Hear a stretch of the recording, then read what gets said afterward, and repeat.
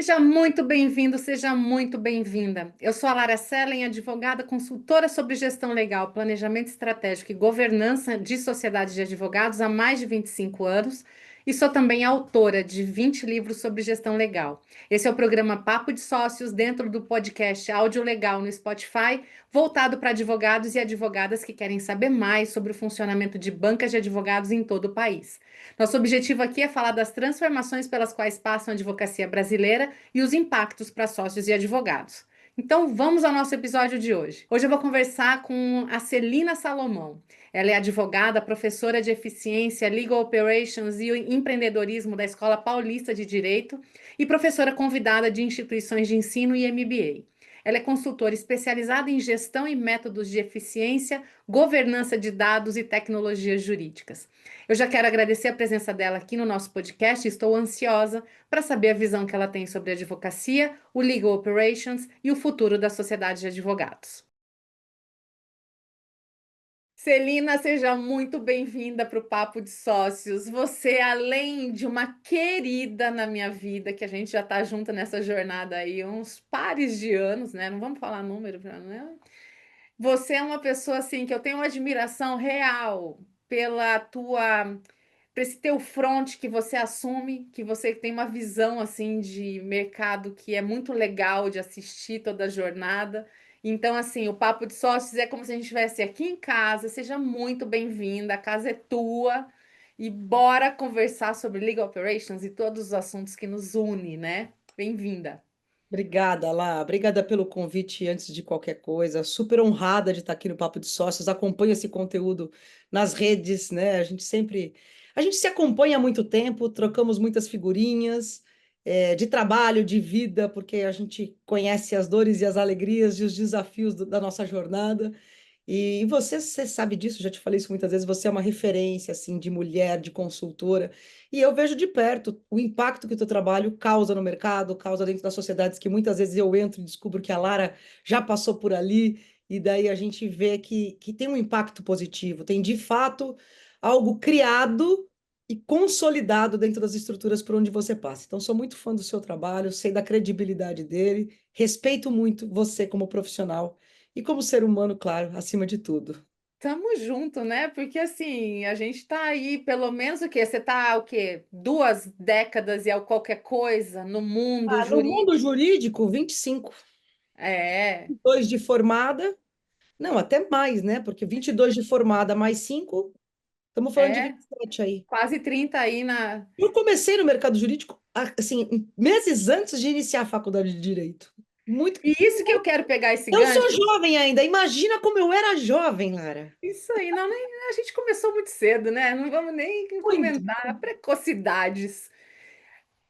Todo mundo que senta aqui na minha cadeira do Papo de Sócios, como eu tenho muito cuidado para convidar pessoas assim que tem uma história, que tem coisa para contar, mas a gente vê a pessoa, né, 30 anos depois, 20 e tantos anos depois, já com uma estrutura lá, eu sempre gosto de começar assim. Você teve estágio? Como é que era a Celina estagiária lá? Por que que você escolheu direito? Como é que volta lá, né? Menina lá em Barbacena, como é que foi aquela história do começo ali? Por que É, direito? Por que o direito? olha, eu quando fui fazer vestibular, olha que loucura, eu vou contar uma coisa típica geminiana louca, né?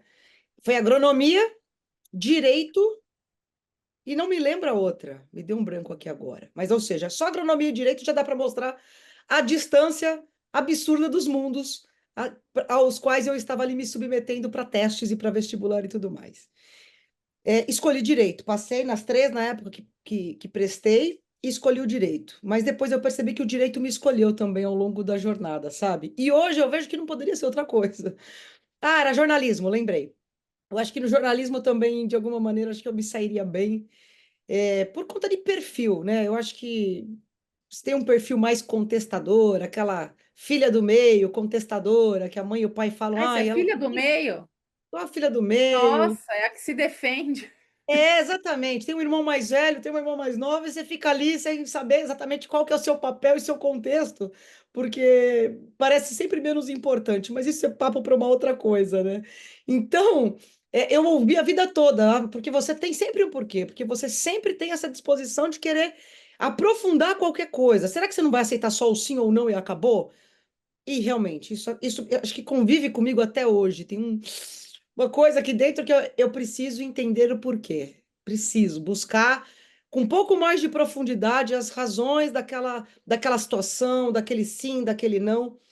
Então, por isso que eu falo que eu escolhi o direito, mas depois o direito me escolheu de um jeito e me abraçou de uma forma na vida muito generosa, eu até diria, né? Porque eu nunca fui aquela advogada, tipicamente advogada, digamos assim. Até fui por um tempo, mas foi muito pouco tempo.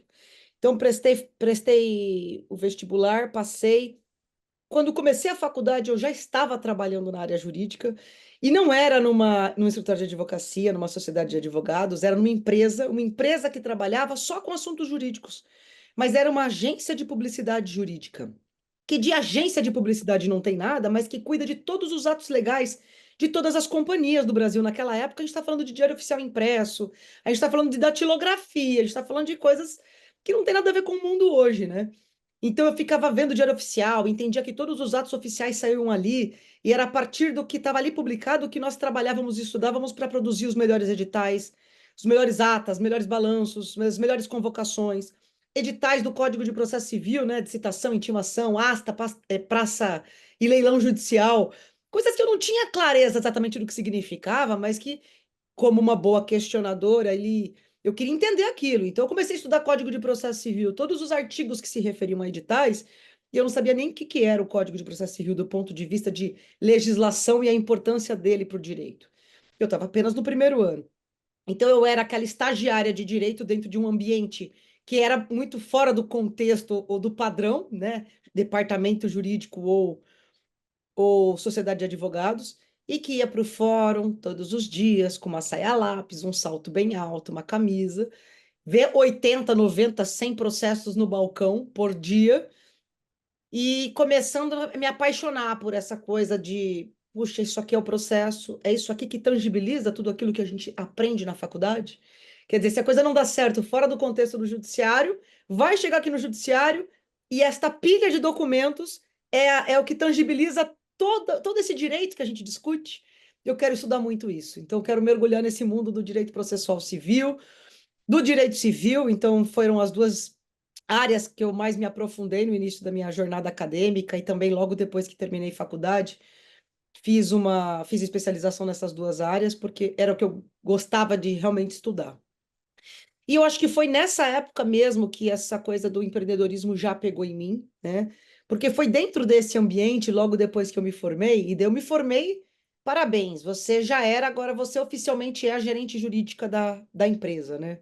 E gerente, mas assim, depois eu fui entender que na verdade eu já era, porque eu já gerenciava ali as pessoas, definia as pautas, o que cada um ia ver no fórum, como é que a gente ia trabalhar, toda aquela operação, eu já gerenciava, então eu já era gerente, mas não podia ser gerente jurídico sendo estudante de direito, né?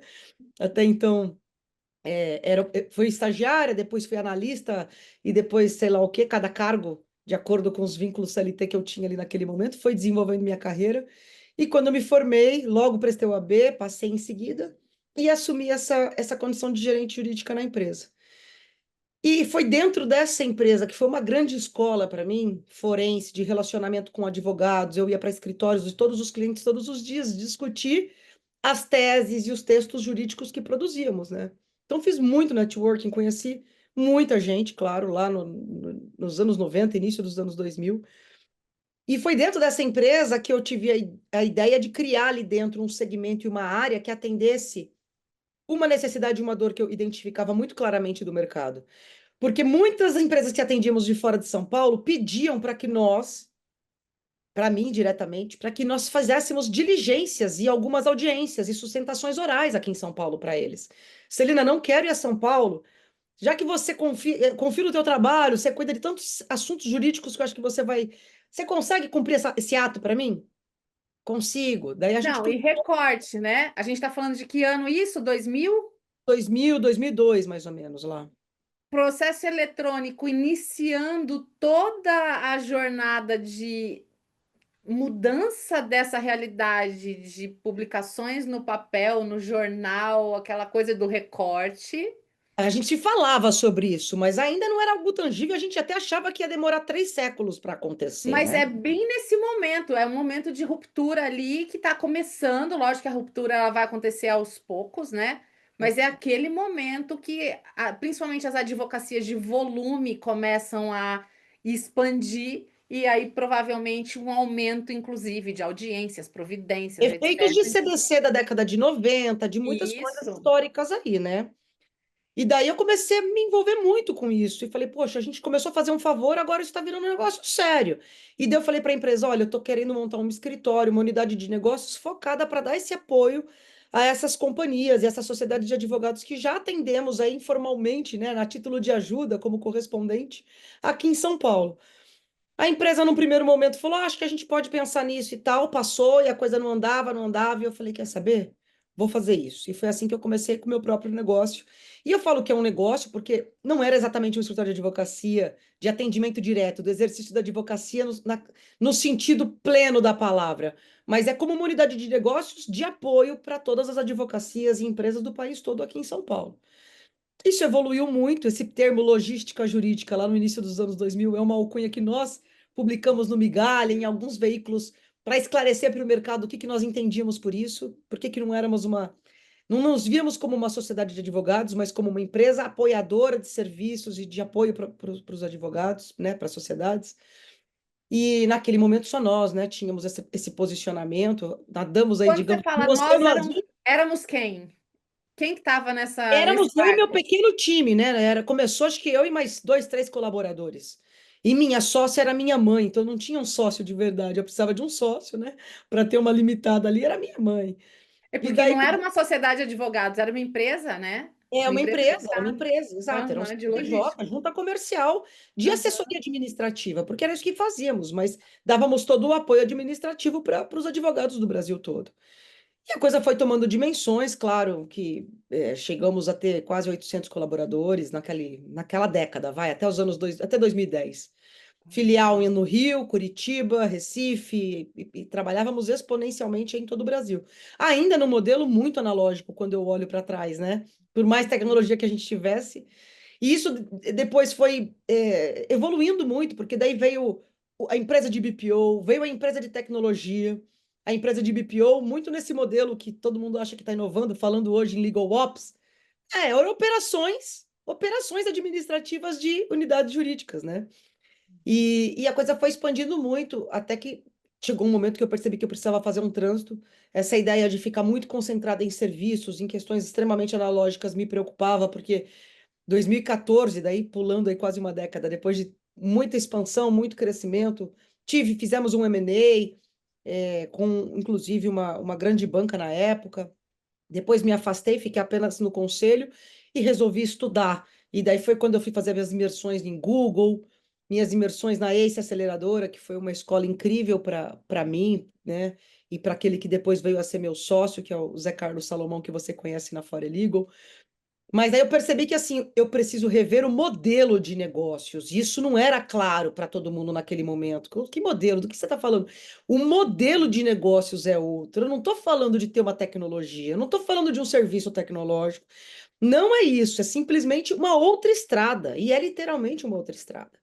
Por isso que daí eu fui estudar, tirei o salto, coloquei o tênis, a mochilinha nas costas e bora desbravar esse mundo de tecnologia, de startup e de fintechs, que as fintechs estavam bombando nesse período.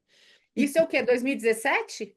Por aí? 2014, 2015 ainda. 14, Não 15? A existia gente ainda tá. B2L, ninguém falava em legal tech ainda, né? Aham. Ninguém falava legal tech, depois veio essa expressão aí, depois veio a B2L. É, mas uns 5 anos depois, é uma coisa assim, bem Acho que mais pra 18, frente. 19 que Foi chegou. 19, é isso aí. Então, foi uma experiência e acho que uma escola muito empreendedora. Eu nunca fui aquela pessoa focada, porque empreendedora mesmo, assim, você acaba não olhando para algumas coisas que hoje eu me arrependo. Por exemplo, eu nunca foquei muito numa carreira acadêmica densa.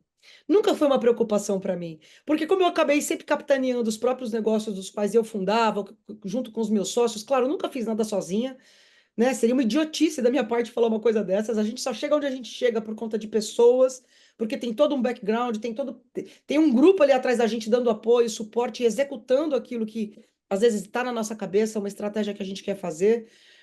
mas sempre foi muito empreendedor. Então, na parte que eu me arrependo é talvez de não ter feito meu LLM, concluído meu LLM. Aquilo que eu fiz, que foi incrível academicamente falando, vamos ter que agora entrar numa etapa de fazer a parte chata, sabe? Do estudo chata para mim, com todo respeito. Vamos ter que aprofundar o estudo filosófico desta matéria. Eu falava, obrigada, eu vou até ali, porque eu estou empreendendo. Eu ia voltava para a empresa Porque era prática. para cuidar dos negócios. Então, a minha experiência sempre foi muito empírica mesmo, muito decorrente do dia a dia. Então, eu nem dava tanta importância a isso, por isso que eu falo que nesse momento eu tenho, sei lá, 5 ou 7 pós-graduações, e tenho porque cursei todas elas, mas sempre dei muito pouca importância à parte acadêmica, no sentido de concluir a parte que era mais importante ali, que te levava a títulos, nunca foi uma preocupação minha. Hum. Mas é isso. Então, comecei estudando e me aprofundando em direito civil, processo civil.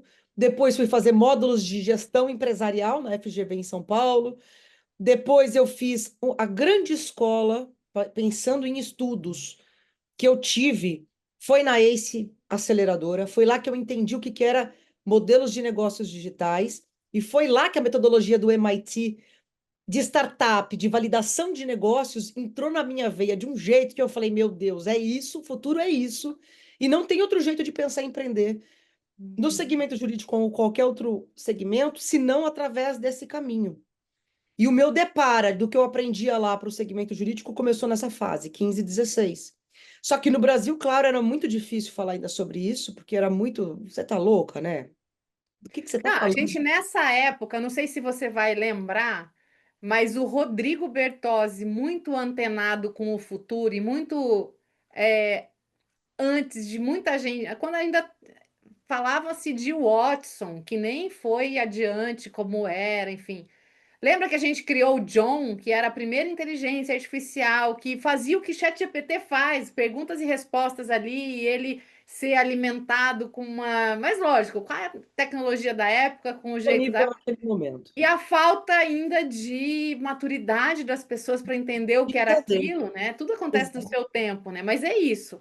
Você É está isso. falando de uma mudança de modelo de negócios, de prestação de serviços, né? Porque é isso. É Logística isso. jurídica era fazer a prestação do BPO, serviço, logística jurídica, e as unidades que eu tinha de negócios era voltada a prestar serviços. prestar serviço. É Qual foi a diferente. grande Por mais tecnologia que mudança tenha, a natureza era a prestação de serviços. total? Hoje, você não se vê como prestação de serviços, como é que você se define nessa mudança de modelo de negócio? Qual foi a virada de chave, assim? Eu acho que eu sou uma prestadora de serviços para a Forelegal, porque a minha inteligência e meu capital intelectual é o que ajuda a Forelegal a se posicionar como uma empresa que tem toda a tecnologia embarcada, mas com essa inteligência que está alinhada com essa nossa tese de consultoria de vida de 25 anos aqui, sabe? E dentro desse modelo que eu estou contando para você, que é esse modelo que no passado, quando eu vi lá em 2015, 16 na ACE, que eu fui me aprofundar com os estudos no MIT, que eu percebi que assim tinha que ser uma jornada fluida e estudar a metodologia Google de UX, usabilidade, a experiência do usuário era o que era o mais importante. Então, quando eu pensava em produto tecnológico, eu falava, gente, por que que a gente faz tanto treinamento quando lida com software jurídico? Não faz sentido, tinha que ser mais simples. E claro que conforme você vai desenvolvendo olhando para isso, a tecnologia foi evoluindo, a gente conseguia imprimir isso, né? Tangibilizar isso nos nossos produtos, naquilo que era a nossa ideia, que depois tornou-se, claro, Forelegal, que é uma empresa de tecnologia. Então, eu acho que eu sou uma prestadora de serviços na medida que eu entrego esse capital intelectual para que a Forelegal consiga tangibilizar em produtos tecnológicos aquilo que os nossos clientes precisam. Agora, tem um desafio aí em relação ao cliente. O cliente muitas vezes não sabe o que ele precisa. E daí estou eu de novo nessa condição, que às vezes é de mentoria, às vezes é de consultora, porque eu acho que são coisas distintas, mas que para o nosso cliente não importa tanto, porque eu também não me preocupo com nomenclatura, mas é que é ser um parceiro de negócios para ele, para que ele faça uma boa escolha. Inclusive, se essa escolha não formos nós, do ponto de vista tecnológico, nós dizermos assim, não somos nós, vai conhecer isso, vai falar com tal pessoa, e podermos direcioná-los para caminhos que façam sentido para ele. Então, a nossa Perfeito. tese hoje é muito essa, não é uma empresa de tecnologia, quando falo, eu falo também. Por que que eu falo também? Porque se você quiser comprar, mas a gente entender que você não está pronto, você não compra. E se eu fosse só tecnologia, eu certamente falaria: tirem o pedido e vendam. Mas eu não faço isso. Nós não fazemos aqui. A nossa cultura é: vamos diagnosticar, e a gente tem métodos hoje digitais para fazer isso. A gente, quando entra 30 minutos, uma hora para falar com o cliente sobre um diagnóstico, não é um diagnóstico de 10 anos atrás que você vai, faz uma imersão e fica 3 dias lá. Hoje, com perguntas e respostas e IA, a gente já sabe o que que esse cara tem, o que ele usa, o que que ele pensa sobre o time dele, a gente já entende a cultura e já entende como é que é a operação dele. Claro, não com profundidade, mas a tecnologia já cumpre o seu papel em 60% desse processo de diagnóstico. Os outros 30% a gente valida na tela e fala, tá pronto, não está pronto. E quando eu falo tá pronto, não tá pronto, não tem certo e errado. É o momento e a sinergia para embarcar num projeto como o que a gente tem. Porque se não tá pronto, Lara, não vai dar certo. Ele está só trocando tecnologia. E a gente tem aquela tese que a gente sempre conversou sobre ela, nós duas, né? Que tecnologia é um meio para te sair de onde você está e para um lugar muito melhor. Você Se sabe que você eu não está ouvi pronto para isso, meu cara, não vai uma fluir, não vai coisa na andar. rede essa semana que eu fiquei bem pensativa, que se você não tem processos estruturados ou minimamente estruturados, você colocar uma tecnologia que vai te acelerar, vai só acelerar os erros e as falhas de processos. Então, é tão óbvio isso É que muito a óbvio. gente às vezes fica assim, nossa, uma tecnologia vai resolver a minha vida. Não, se você não sentar, se você não fizer um dever de casa antes, é mais uma coisa para você talvez se embananar na tua operação. Esse é o primeiro ponto muito importante, Lara. E tem um segundo que flexibiliza o primeiro, que eu vou te dizer qual é. É as pessoas falarem, mas eu tenho um manual. Eu quero que você leia o meu manual para seguir o meu manual. Eu falo, não, você vai pegar seu manual e vai guardar dentro da gaveta por algum tempo. Sabe por quê? Porque se o teu manual for para ser seguido, não tem tecnologia que vai te ajudar. Fica onde você está. Porque o que que acontece? A gestão do conhecimento dentro de um escritório de advocacia há anos atrás era feita de outra forma. Hoje é tudo muito rápido. Vou dar um exemplo. Um grande cliente falou para a gente assim essa semana, Celina, por que que vocês não têm um manual de funcionalidades da Legal? Eu falei, porque eu teria que fazer reedições de 10 em 10 dias. Porque de 10 em 10 dias tem coisas incríveis que são lançadas O ali. ciclo não é mais o mesmo, meu caro. Não tem como documentar isso. Qual que é a minha obrigação dentro do modelo que eu acredito? Criar para você uma experiência e uma jornada tão fluida que tudo que surge de novo eu te mostro na tela e te dou o caminho para percorrer essa funcionalidade nova. Não é documentar, porque ninguém hoje lê documentos de manuais.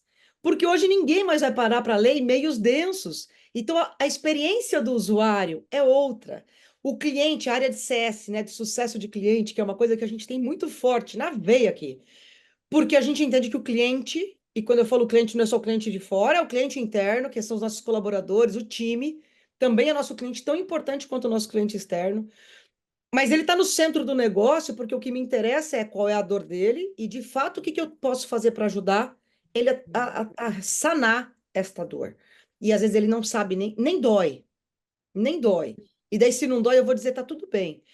Tem a ver com esse segundo ponto que você colocou. É olhar os seus processos, eles estarem robustos? É. Mas hoje você tem tecnologia que pega esses processos extremamente densos e faseados e simplesmente extingue 80% dessa cadeia de processos gerenciais com tecnologia. Se o advogado fica muito refém e viciado em olhar só para os processos e os workflows dele, porque ele trabalhou tanto nisso nos últimos anos, isso é tão importante para ele, ele também não consegue fazer essa jornada mental. Eu vou dizer Tem que que ter um encaixe, né? essa foi a Lógico. minha maior dor lá em 2017 e 2018, porque eu adorava desenhar fluxos, ter um workflow robusto, depois buscar tecnologia que aderisse aos meus fluxos. Era esse o modelo de consultoria, de assessoria que nós prestávamos como prestador de Sim. serviços, E né? hoje inverteu Entendeu isso? totalmente. Hoje eu falo, olha, o protagonismo, claro que é das pessoas, as pessoas são muito importantes, mas quando a gente fala em produção e eficiência, você tem que colocar a tecnologia hoje no centro do teu negócio. E você tem que se adaptar a ela, não é ela você, porque ela é muito mais escalável, mais do ponto de vista de produção, ela vai te entregar e te devolver muito daquilo que você investir nela. Uhum. Só que, claro, daí tem a questão da cultura, das pessoas, de assim, ah, mas e o meu protagonismo? Esses processos, esse manual foi desenvolvido por mim, Celina. Como eu não... Ele é muito Tem um importante. apego, né, ao como a gente fazia. Exato. Daí eu falo, mas a gente vai respeitar os seus processos. Esse depara vai ser. o mais fluido possível para preservar a tua tranquilidade e te gerar segurança, porque governança envolve segurança nessa transição. Mas você tem que pegar na mão e cuidar. Aquele tripé autônomo, pessoas, processo, tecnologia, eu gosto de dizer que isso não é um tripé mais autônomo. Isso é altamente integrado e isso tem que funcionar de forma altamente integrada dentro do projeto. Então, você está Uhum. implantando a tecnologia, está fazendo a gestão das pessoas, transformando a cultura e fazendo a tecnologia acontecer e os processos sendo revistos nesse momento, porque tem que revê-los. Senão você fica refém de processos desenhados num fluxo analógico que não vai Que desempenhar não poder. estão ligados com aquilo que você tem de funcionalidade, né? Eu conheci a Forelegal com mais profundidade há uns 5 anos, vamos por aí, um pouco antes da pandemia, Nosso ainda. conselho consultivo, aquele Nosso conselho. conselho consultivo maravilhoso que se encontrava para aprender mais e estar ali compreendendo esse novo negócio, né? Isso foi E era antes um da novo pandemia. modelo digital de negócios. Não, Sim, a gente nasceu para não ser um software, para não ser mais uma tecnologia, mas para ser um hub com muita coisa integrada que pudesse sim. integrar a solução que você precisa, né? Já era Era esse modelo assim. um Lego de acordo com o que o cliente precisasse. O que evoluiu da Forelegal desse tempo para cá em termos de entregas? O que o cliente Forelegal tem acesso? Olha lá, muita coisa, né? Muita coisa, né? Naquela época a gente falava, eu quando pensava em Foreligo, idealizando o Foreligo, a gente falava, eu quero ter o Power BI mais, não vou falar o palavrão aqui, Uhum, do mundo jurídico. Porque eu trabalhava muito com Power BI, com ClickView, né? Eu comecei trabalhando com dinâmica de Excel. O que que fazíamos há 15 anos atrás? é isso. Ajudava o cliente a compilar todos os dados, que era uma bagunça de dados. Continua sendo, infelizmente, em muitos casos, mas a gente está ajudando nessa jornada. Porque agora, se não for assim, hein, você não vai extrair tudo que de melhor a inteligência artificial pode te apresentar. Exato. Mas naquela época era ali no Excel, saneava tudo e criava dinâmicas. Daí, então, assim, você trabalhava 15 dias para a dinâmica e os gráficos do Excel te mostrar o seu cenário. Que cenário? De no mínimo um mês atrás, porque eram dados que, quando Uhum. extraídos na bagunça que estavam, até você sanear e criar tudo isso, demorava um mês. Depois veio o Power BI, daí a gente continuava batendo na tecla, vamos manter dados saneados para a gente ter no Power BI esse reflexo. Só que com toda amorosidade e com todo suor que é deixar um Power BI ou qualquer ferramenta de business intelligence Redondo. redondo para você. Porque, e vamos combinar, os indicadores principais de sociedade de advogados, de departamentos jurídicos que envolvem produção, mas não só para monitorar a produção, mas a produção para entender se está alinhado com a estratégia do meu negócio e o que, que estrategicamente eu vou decidir a partir desse indicador, né? Tudo isso envolvia muita energia. Então a Foraligo nasceu para essa grande energia que a gente dispunha para fazer e produzir isso ser mais plug and play. Era isso, esse era o ideal da Foraligo. E esse ideal foi muito bem cumprido nos seus primeiros meses e talvez 2 anos de existência. Tanto é que muitas empresas e muitos escritórios contratavam nossa solução para plugar nos seus RPs, nos seus softwares de gestão. E muitos diziam, gente, o que vocês têm é tão simples de usar e me entrega o que minha equipe demorava às vezes um mês para me entregar, a título de informações, que se vocês tivessem aí algumas coisas que aqui dentro de casa eu tenho nesse RP, o nosso software, nós substituiríamos. E foi uma decisão importante naquela época, porque nós tínhamos uma preocupação de talvez o mercado, especialmente o mercado de softwares, nos verem como concorrentes ou assim, potenciais inimigos. Poxa, até agora, de repente, tinha conversa de API, de integrações. Então foi uma decisão estratégica dolorosa, mas que adotamos, continuamos todos muito amigos. Mas a gente percebeu que a gente tinha condição de alavancar ainda mais a eficiência que a gente apresentava para o cliente. Porque ao invés de eu desenvolver uma API e dizer para ele, trata seus dados lá, que eu vou lá, pego o dado tratado e te dou toda essa qualidade aqui, eu vou desenvolver algo em casa que vai te obrigar a tratar seus dados aqui. Por Uhum. que que vai te obrigar? Porque eu vou desenvolver a tecnologia de tal maneira que ao invés de te dizer que você vai ter que fazer e depois fazer a organização, eu já vou te obrigar a fazer organizado. De tal maneira que eu vou Olha a alavancar a eficiência. economia, né? De Daí tudo. começou um teste, começou uma validação com um cliente, uma validação com outro. A gente falou, gente, daí quando um cliente que fez essa mudança de chave Entendeu que ele estava saindo de um modelo software, que tinha módulo financeiro, módulo disso, módulo daquilo. Uhum. Ele falava, mas eu vou ter que deixar de ter o meu módulo de timesheet? Não, na nossa plataforma, se eu colocar um BI inteligentíssimo, que te dá todas as horas do dia, da semana, do mês, da tua equipe, com a tua performance, é isso que você quer? É, mas não vai ser um módulo, tá integrado. Você trabalhou, seja no que for, tem um timesheet ali. Ou seja, você entende que a gente nunca teve visão de negócios por módulos? A visão Uhum. sempre foi altamente integrativa. E acho que esse foi sempre a proposta de valor que fez a coisa acontecer de um jeito bacana, sabe? Entendi. E daí começamos a mostrar. Daí um, dois, três clientes validou, começou esse trânsito. A gente falou, gente, é esse. O nosso modelo não é ser software, mas nós teremos em casa tudo aquilo que um software, dentro do nosso core business, pode oferecer para o nosso cliente. E daí, claro, paramos de pensar em APIs com softwares de gestão e ERPs e começamos a desenvolver todos os workflows automatizados aqui dentro de casa, para que o cliente pudesse fazer toda a sua Financeiro operação. também? Financeiro tá lá também? Financeiro dos processos, sim. Então, Tá. despesas, custas, o que envolve a produção, o que envolve timesheet, faturamento. Mas eu não entro no quê? No teu contas a pagar, teu Certo. condomínio, tua folha de pagamento, Aluguel, não tá ali. não está Foco ali. é Nem tenho produção nunca pretensão jurídica. de estar. Aqui Aham. eu sou a tua espinha dorsal de operação, de tático e de estratégico do teu core, que é o trabalho jurídico.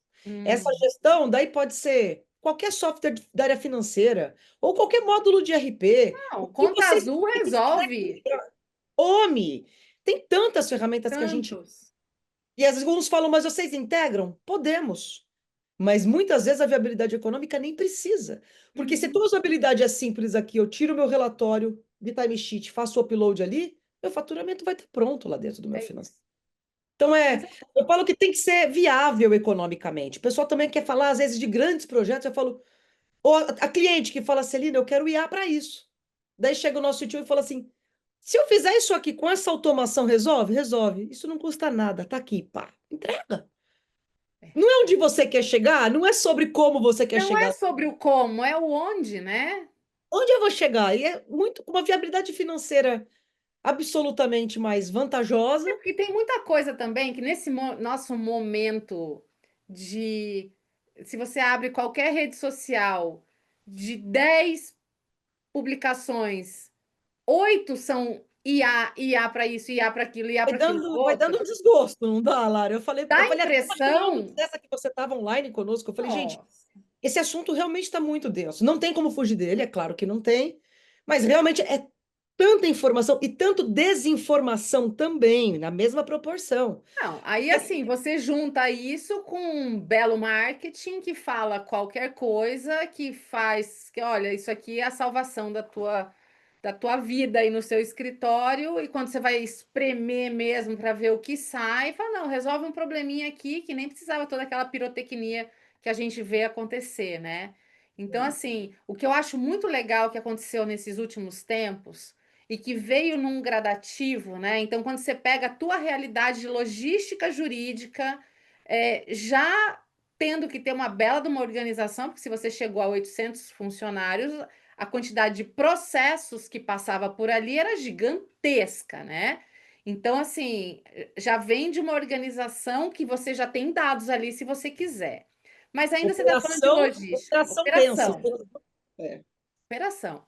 Aí a gente passa por uma outra etapa, até no evolutivo disso, do nascimento das controladorias, que é bem isso que você coloca de, pera, tem o fluxo, tem o sistema, tem o humano ali no meio, e a gente vai fazer o casamento feliz desses pedaços da operação, para que a gente nunca perca prazo, para que esteja tudo no sistema, e essa luta eterna que eu e você já vimos acontecer um trilhão de vezes, que a pessoa compra um software maravilhoso e, por não alimentar, ocupa 30% da potência que tem ali e fica lá. Saneia e nunca tem informação nenhuma. Não tenho nada, Eu falo, relatório não qual que é a presta. tua base hoje de ativos? Que acordo? Quando você arquiva? Oi, Quando você encerra? Ninguém sabe nada até hoje. Eu falo, tá tudo nada, errado, né? Você tem um monte de dados espalhados, mas não tem uma informação relevante. nada. Continuamos erradas, né? Continuamos Mas errados.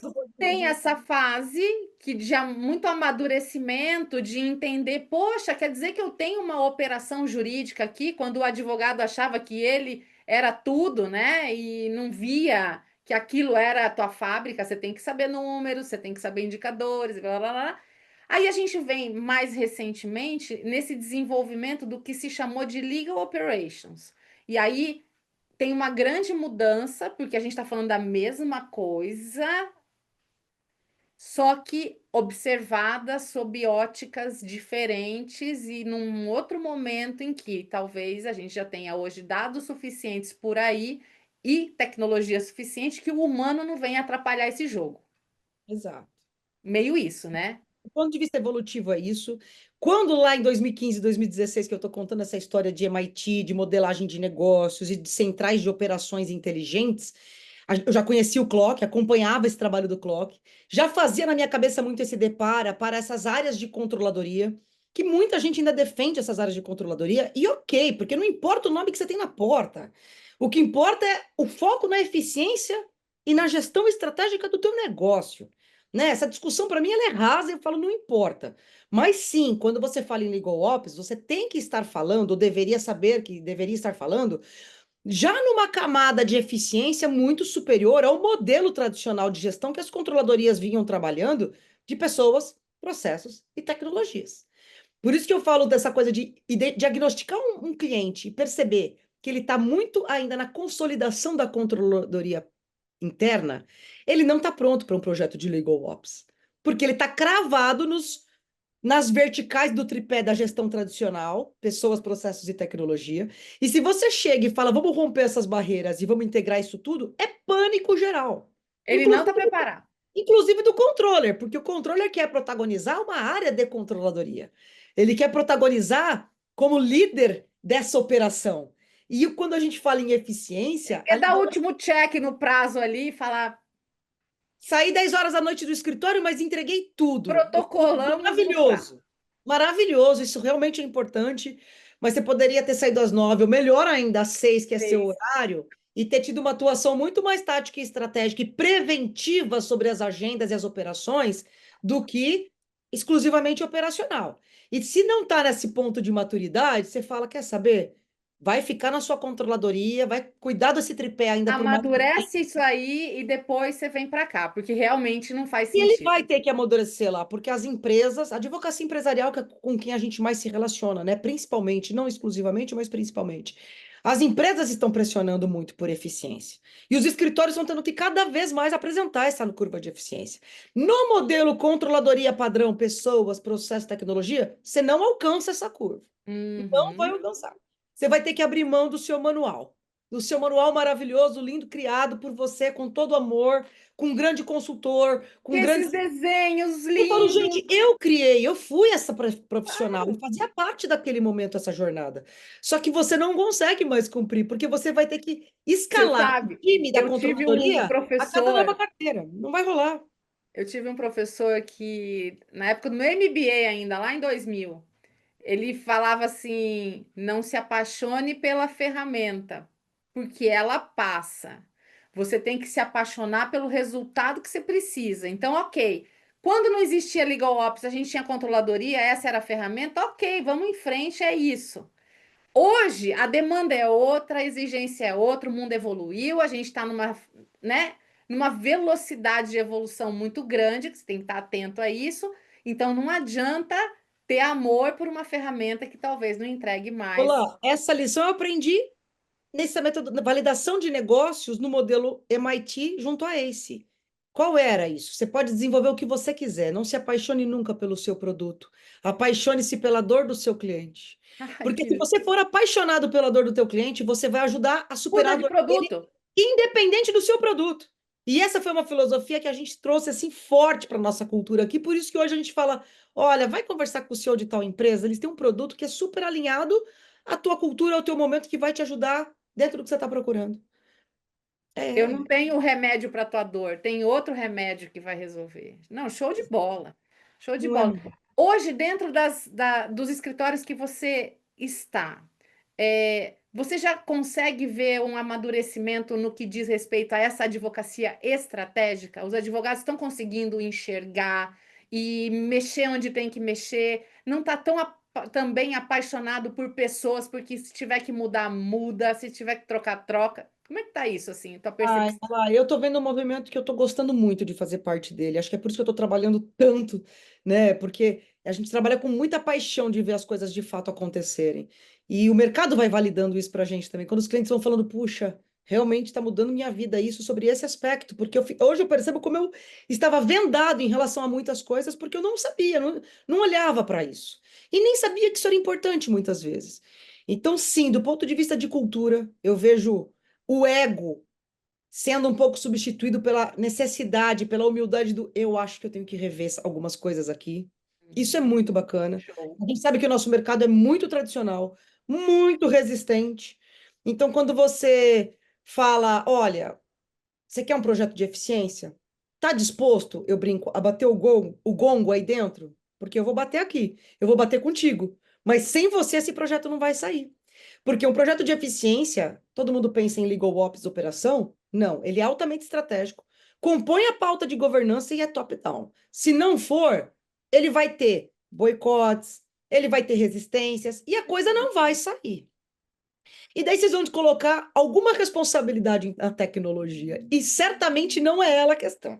Vamos validar muito bonitinho isso e combinar essa regra do jogo antes da gente começar esse setup. Eu não chamo de implantação, a gente tem pavor dessa palavra. Porque nós, Hum, como consultoras, vimos implantações de software por mais de 2 décadas. E é só frustração, que é só desespero, infindável. muito dinheiro na mesa e que nunca termina. Migrou! Fase Exato. um, fase 2, ó, desliga aqui, liga lá, meu Deus. Meu pai. E daí eu falava, não, gente, aqui a gente vai chamar de setup e onboarding, que nem chama o Google, que não chama as empresas de tecnologia de modelos digitais.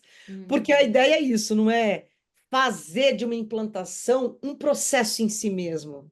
Tem que ser um processo pautado no resultado de melhoria contínua, onde a cada mês você tem que enxergar, e vai enxergar, a gente ajuda a enxergar, os benefícios que estão sendo alcançados ao longo desse processo. Então, onboarding, por quê? Que é um onboarding. A gente acompanha o cliente ali de Tá. mão dada nessa fase inicial, até ele perceber que ele tem total segurança nesse novo modelo. Hum. Isso envolve os líderes, envolve os sócios, envolve a operação. Então, você está falando de pessoas, você está mexendo nos processos invariavelmente e está colocando a tecnologia ali de pé. Mas o que não dá é colocar o carro na frente dos bois, né? Ah, eu quero muito falar de A. Não, para um pouco, para um pouco. Vamos ver aqui. Olha, você está numa fase onde a gente está deixando a sua casa bem limpinha. É nisso que a gente vai focar agora. Porque senão a gente vai colocar uma IA aqui para trabalhar de um jeito totalmente equivocado que pode ter um viés, pode ter um resultado complicado, que pode colocar em risco a tua operação. Para isso, não precisa usar IA nossa. Vai lá, entra no chat GPT e usa lá, a mar aberto, que eu brinco, né? Uhum. Aqui o que eu quero te dar é segurança com a tua base de conhecimento, com a tua inteligência, num servidor cloud que é só seu. Quer dizer, é uma outra experiência de confidencialidade, de sigilo e, óbvio, de inteligência, porque é a tua, né? A IA treinada de acordo com todas as melhores teses suas produzidas nos últimos 10 anos, não tem nada a ver com a IA produzindo lá um recurso Treinada por ou todos os um milhares de usuários que estão lá. quem você quer se comparar? Você quer o treino por milhares de advogados? Ou você quer um treino porque o teu trabalho ele Da tem uma tua advocacia. especialidade? É essa IA que eu quero falar. Essa outra aí? Ah, não, então tem uma empresa lá. Ok, tá tudo bem, mas nessa a gente não vai entrar. A gente vai ficar aqui bem segmentado para gerar de fato o impacto para a tua realidade, para a tua inteligência e para a tua necessidade, sabe? E Então, ser uma coisa assim, foco em contencioso, né? Ou o consultivo entra nessa também. o consultivo entra nessa hoje já lá. Tá. Porque a gente também tem esse olhar hoje de entender que, e isso é uma questão de cultura. O advogado, quando fala em processo, pensou no judicial. Na nossa mentalidade de consultoria, a gente sabe que processo é processo. Ah, não, mas é um contrato, não é um processo. Não, não, mas um contrato tem aqui um cadastro, tem um timesheet, tem um workflow, tem Tem prazos alguém para que serem fez, tem alguém que e precisam ser redigiu. encerrados. Na tecnologia também é um processo gerencial. Então, a gente também tem conseguido fazê-los entender que você tem como ter gestão analítica daquilo que não é contencioso e que é tão importante quanto. Porque o mercado sempre entendeu que a gestão analítica, né? Sempre entendeu, não, né? Vem entendendo para o contencioso. Daí ele fala, e daí o Veja, se você quer uma coisa altamente especializada em contratos, porque você tem muitos contratos, te dou um rol de 5 empresas que eu confio, que eu conheço, e vai atrás lá e conhece a tecnologia deles, porque é um core muito específico. Hum. Mas se não é isso, é só também mais uma atuação Serviço. estratégica do teu negócio, a gente alcança com tranquilidade, porque a gestão é a gestão na essência, né? É, não, e é isso, né? É você conseguir isolar da cabeça do advogado que para você cumprir aquilo que você prometeu para o teu cliente no teu contrato de honorários, aquilo tem que estar vinculado a uma equipe, essa equipe tem que entregar X, senão você começa a ter prejuízo enfim, tem conexões aí com Paula, precificação, com mas quando a tudo. tecnologia ajuda você, como consultora, a tangibilizar isso em números de um jeito muito mais prático e muito menos. Não precisa tanto educar. Porque é difícil educar uma pessoa que não tem o core business. O O core business dele não é conhecimento, gestão. é Então isso. você fala, olha só, eu sou. É muito mais um mentor do que um consultor nesse aspecto. Porque o mentor fala, olha aqui, tá vendo isso daqui? Isso aqui não tá te mostrando isso? É mesmo.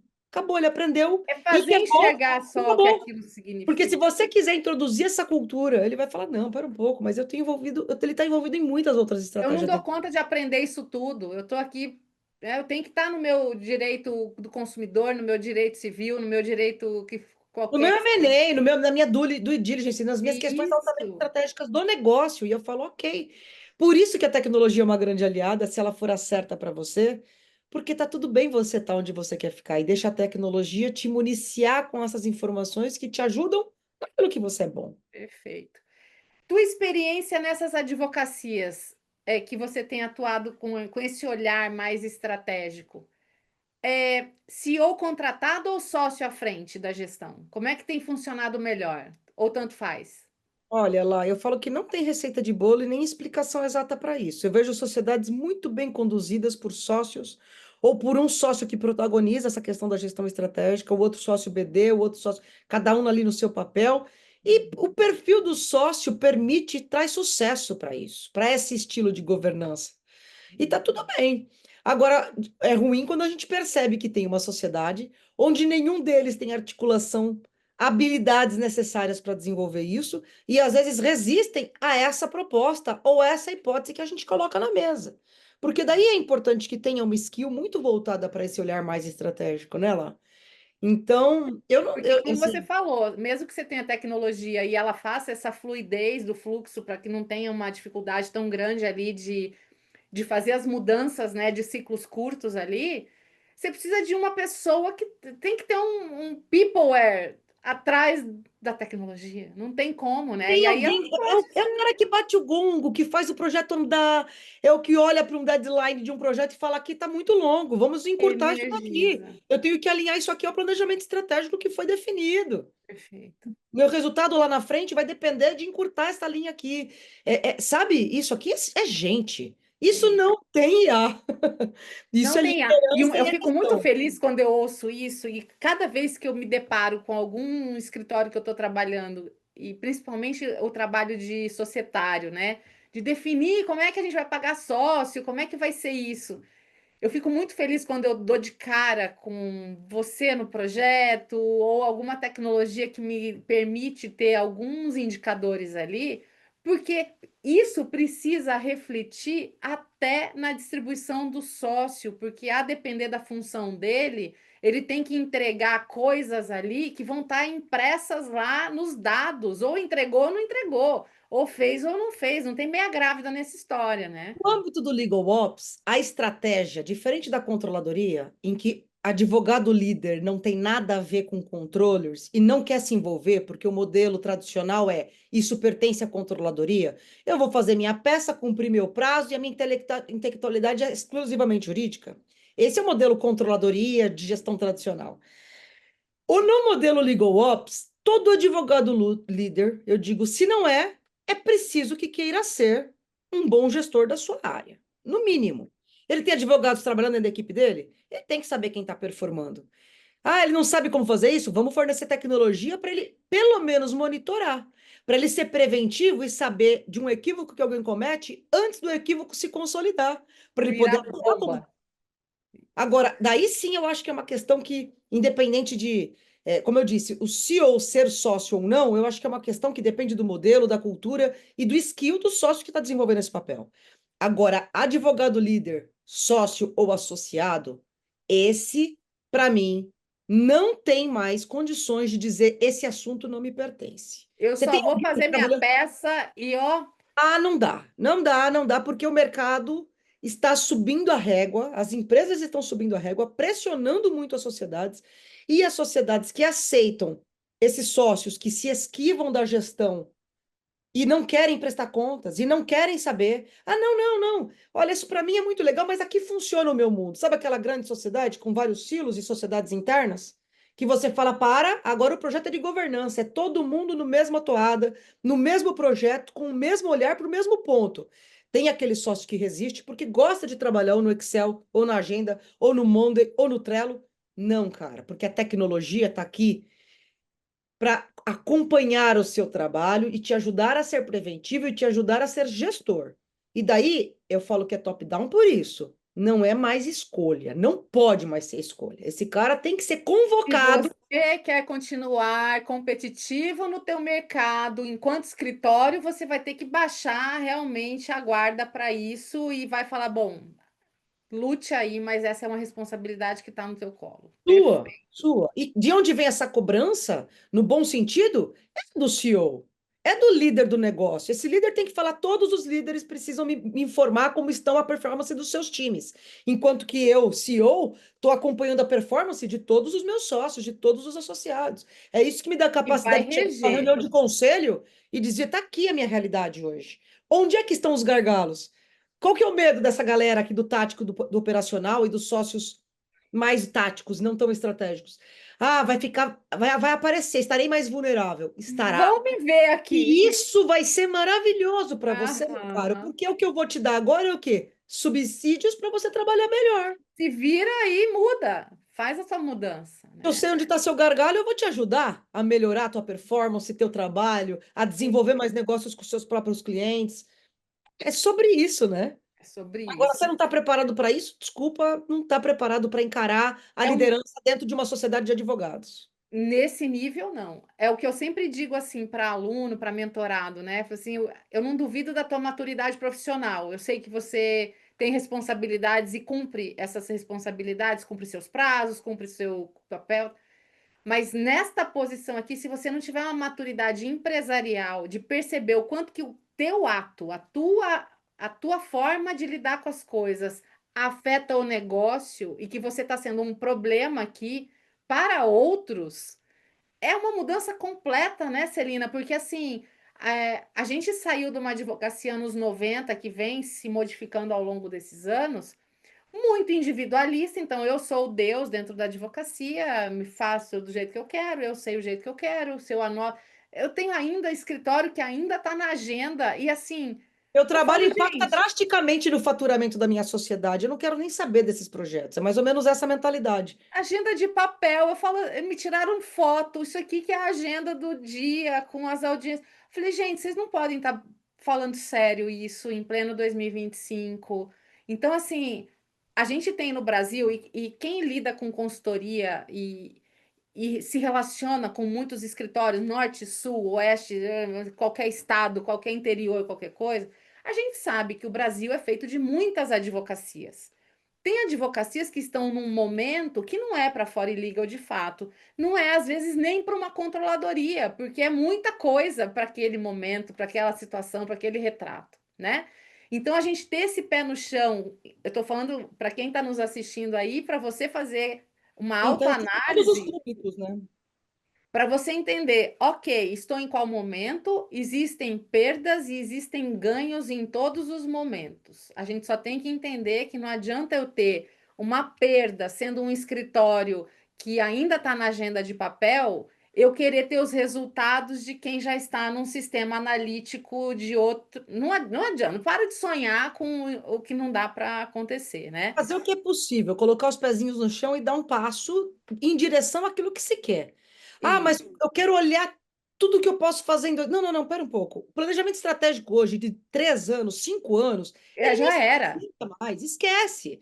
Você faz o 3 meses planejamento você já do ano está. e você pivota ele ao longo do ano umas 2 ou 3 vezes. Daí perguntou qual que vai ser a IA daqui 5 anos. E eu vou saber. E se alguém disser que sabe, caro. Eu acompanho os maiores futuristas Nem do o mundo. Zuckerberg O evento sabe, do nem. Texas, que é o maior evento de inovação, o que que eles dizem? Não sabemos, só Não sabemos sei. que será algo absolutamente desconhecido por nós hoje. É essa a realidade, É isso. não é? E agora você vai comprar. Eu ficaria conversando com você sobre esse assunto, você sabe disso, que é uma paixão para nós e tem muito pano para manga por horas aqui, né? Mas a gente pode até fazer uma número 2 aqui para a gente evoluir em alguns assuntos, fazer alguns específicos, né? Mas o que eu queria que a gente falasse nesses últimos minutinhos, assim, a gente está vivendo um momento diferente de tudo que a gente já viveu. Então, quem está no mercado, né? Nós que somos mais velha, né? Então a gente já viu movimentos acontecerem ao longo de muitas coisas, mas na velocidade que Corremos. está Exato, acontecendo é sem precedente, né? exato. Para Eu tudo da concordo humanidade, é sem plenamente. precedente. É isso. E claro que quem está hoje no mercado, ainda nesse bololô do dia a dia, fica com essa coisa assim, mas como é que vai ser o futuro? O que que eu preciso ter na minha caixa de ferramentas? O que que eu preciso estudar hoje? Na tua visão, independente de qual o momento do escritório, se ele precisa de uma tecnologia mais avançada ou uma ferramenta Y ou Z. Que você acha que não pode faltar na bagagem de um advogado, de uma advogada, que assim quer ter algum protagonismo, quer ter algum, fazer alguma diferença na sua região, na sua cidade, enfim, onde for. Olha lá, eu tenho que confessar para você, e a gente tem que ter noção de algumas coisas. Uma delas é a minha experiência, minha expertise, ou o meu olhar acaba sendo para aquilo que às vezes eu falo que é uma bolha na advocacia, que são as advocacias que têm uma governança, estruturas maiores e tudo mais. E cada realidade da advocacia é uma realidade. Não dá para mandar um recado para todo o ecossistema jurídico, porque eu estou falando com o advogado que até hoje trabalha com uma pasta dentro da sala da OAB, do fórum, porque ele consulta os processos digitais no computador da sala da OAB. E eu que já trabalhei com logística, já trabalhei com advocacia nacional, essa é uma grande advocacia nesse país, que muitas vezes quem não tem uma noção acha que a advocacia se representa por grandes escritórios e sociedades. Não, tem sociedades plurimas é um mundo, mas tem muita sociedade unipessoal, que é um negócio de um cara só, que está sozinho, que tem ali uma secretária, uma ajuda, é outro mundo, Lara. É muito Ou difícil. autônomo, que nem sociedade tem, que também Que está trabalha local. sozinha dentro de casa e com. Exato, exato. É difícil dar uma direção, colocar uma questão que sirva para todos.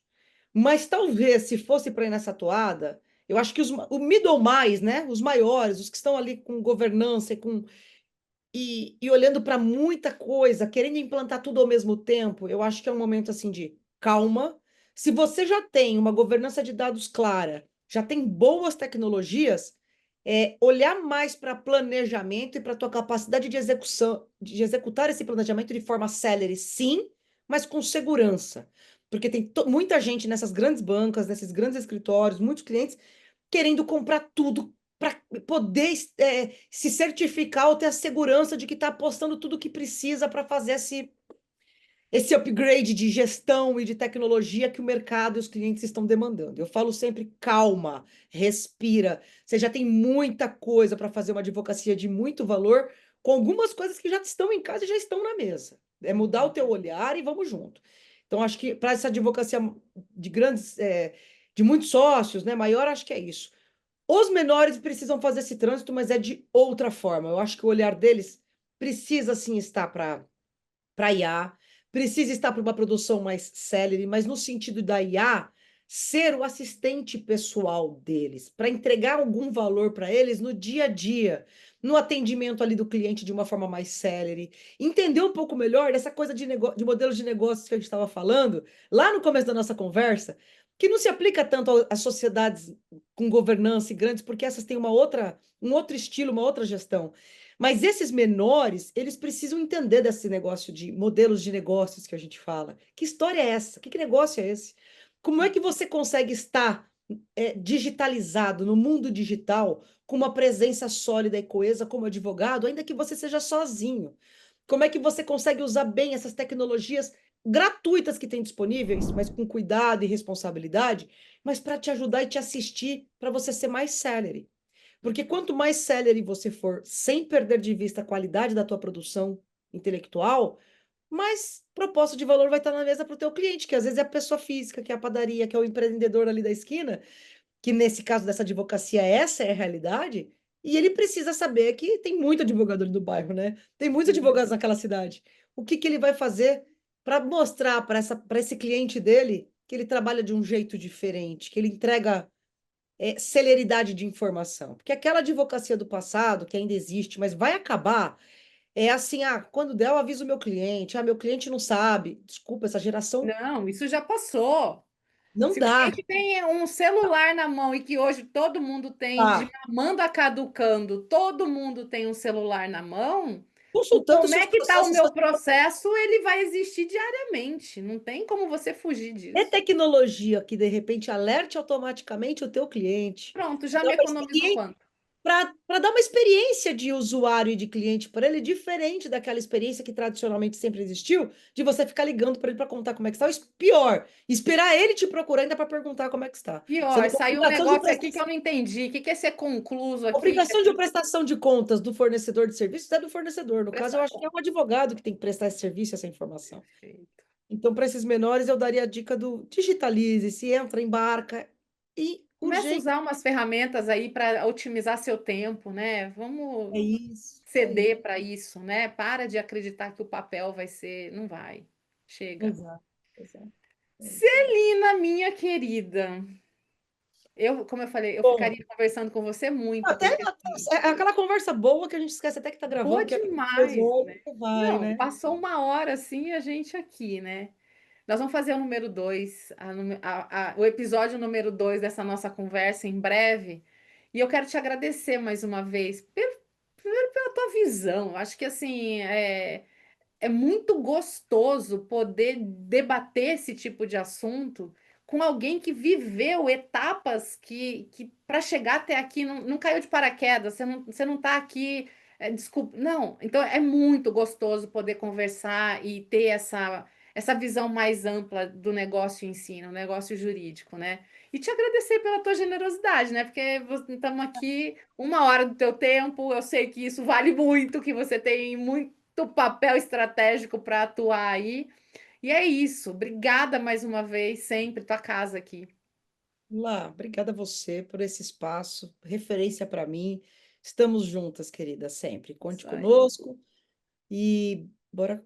O nosso propósito é esse, né? É causar um impacto positivo, transformar a vida dos nossos clientes, transformar a advocacia, porque a advocacia tem um papel social incrível, e nesse papel social incrível a gente impacta a sociedade brasileira, a gente impacta a economia, a gente impacta o mundo. E a gente só vive para isso. Então, sem perder de vista o nosso propósito dentro dessa curva toda, vamos em frente, minha cara. Estou contigo. Perfeito. Um beijo para você e a Beijo gente vai enorme. se ver Obrigada. breve, se Deus quiser. Presencialmente também, né, Laca? Tô morrendo de Também, saudade. também, com certeza. Um beijo. Beijo, querida. Obrigada por esse momento.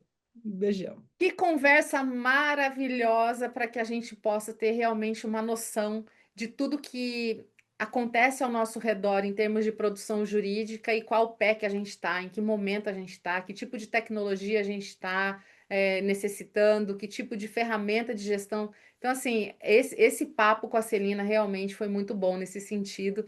E eu espero que você tenha aproveitado aí, porque eu aproveitei muito e tenho certeza que os insights não foram poucos. A gente aqui vai encerrando. Inscreva-se no podcast Áudio Legal no Spotify e no YouTube também. E já encaminha esse episódio para um colega advogado, uma colega advogada. Se você quiser fazer comentários trazendo as suas impressões sobre a sociedade de advogados, a vida de sócios, nós ficaremos muito felizes em te ouvir também. Te convido a nos seguir nas redes sociais, é só pesquisar os nossos nomes, da Celina Salomão, da Fore Legal, o meu, tanto no Instagram quanto no LinkedIn. E no próximo episódio nós conversaremos com mais um sócio fundador ou uma sócia fundadora, então acompanhe os próximos programas que acontecem a cada 15 dias. Então, até o próximo e eu espero você.